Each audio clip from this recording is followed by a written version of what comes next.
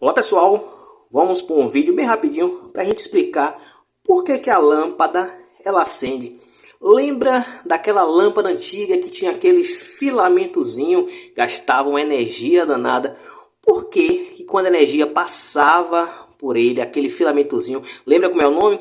Era tungstênio, era aquele filamentozinho dentro daquele vidrozinho. Quando a energia passava por ele, ela acendia. Qual era o processo? Por que isso acontecia?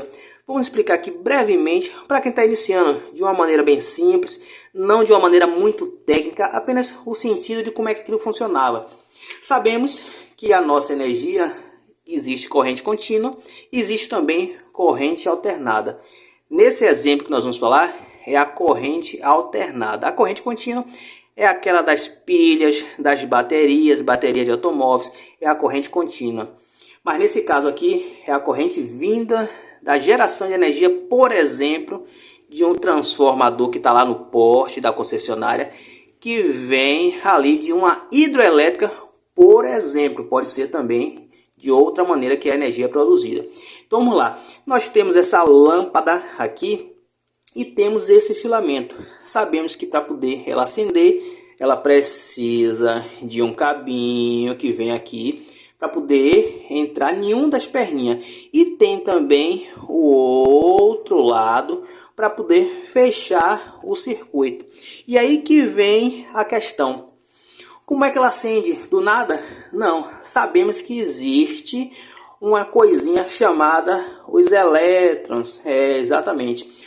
O fio, o condutor, dentro dele, lembre que a gente está falando para quem está iniciando de uma maneira bem simples. Dentro deles existe ali átomos que eles estão compondo aquele elemento condutor. Quando recebe uma tensão elétrica, ou seja, uma força criada por um campo magnético produzido lá, como citamos por exemplo, lá na hidroelétrica, aquele campo magnético produz essa força, essa tensão elétrica, que é aplicado ali naquele condutor. Claro que tem todo um processo, mas já chegando perto da lâmpada, aplicado naquele condutor, aonde aquele condutor já está composto de vários átomos, e nos seus átomos existe ali os seus elétrons.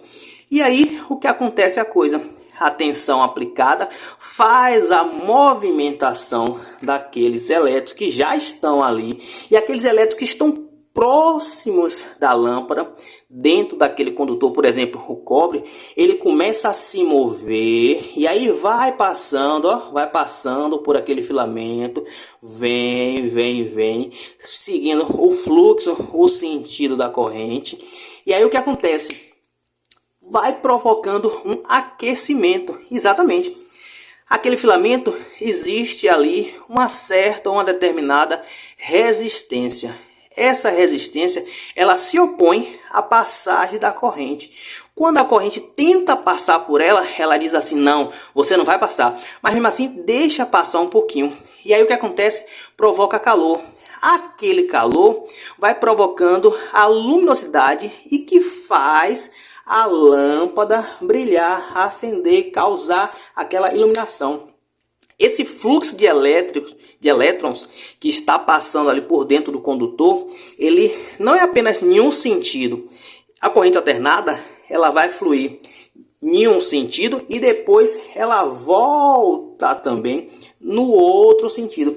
Então, de maneira simples, para você que está iniciando a entender, ela vem e depois vai, ela vem e depois vai, e fica ali indo para um lado, vai para o outro, indo para o lado. O fluxo da corrente elétrica vem e volta, vem e volta. E aí o que acontece? Passando por aquele pequeno filamento de tungstênio, provocando aquele aquecimento. Aquele aquecimento provoca a luminosidade, é claro que de acordo com como ele foi projetado, de acordo com como foi fabricado, e acaba não queimando, é claro, aplicando a tensão elétrica de acordo com o que aquele fabricante ele disse. Por exemplo, você tinha aquela lâmpada e ela era 127 volts. Então ela só aguentava uma tensão empurrada de 127 volts para que aqueles elétrons ficassem ali se movimentando, indo e voltando, passando pelo filamento, com aquela determinada força. Falando de maneira simples, o 127 volts que estava ali empurrando aqueles elétrons já existentes dentro do cobre que já estava ali. O átomo já estava composto ali dentro do cobre. Não é que o fio de cobre ele estava ali vazio. E aí, quando recebeu a tensão elétrica, aquela força, ele começou a se encher de elétrons, se encher ali daquelas cargas elétricas positiva e negativa. Não, já estava ali o átomo e os seus elétrons ali rodeando ali pela periferia. Já tinha, e bem pertinho do filamento de tungstênio também já tinha, falando de maneira simples, também já tinha. Então o que aconteceu? Quando aquela tensão elétrica foi aplicada lá longe, o que aconteceu? Um foi empurrando o outro. E aí foi se movimentando de uma maneira muito rápida a frequência da rede aqui no nosso país. Sabemos que é de 60 Hz. Então, 60 vezes por segundo, essa corrente ela vai e volta, vai e volta, vai e volta, provocando assim o aquecimento do filamento e, em consequência, como a gente já disse, faz com que aquele aquecimento se transforme em luz. Por isso que causa aquele brilho, a lâmpada se acende. Lembrando, estamos usando como exemplo aquela lâmpada incandescente, aquela lâmpada antiga, que hoje sabemos que as lâmpadas, hoje a maioria, é lâmpadas de LED, são lâmpadas que gastam muito menos. Se você tem até em casa essas lâmpadas antigas, seria bom você trocar por lâmpadas de LED, que são as lâmpadas bem mais econômicas, que você vai ter uma economia bem legal que você pode colocar na sua casa. Ainda existe algumas casas com lâmpadas antigas, aquelas lâmpadas chamadas incandescentes, sim. Mas qual o problema dessa lâmpada incandescente? Esses elétrons que passam por ele, aquele filamento de tungstênio que realmente produz calor e do calor produz iluminação. Só que o que é que acontece?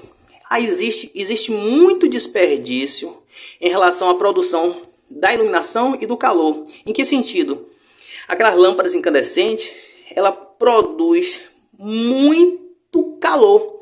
Em vez de produzir todo o trabalho ali dos watts, que é o resultado final do trabalho, em iluminação, não, ela acaba desperdiçando muito e acaba produzindo muito, mas é muito mesmo, muito calor.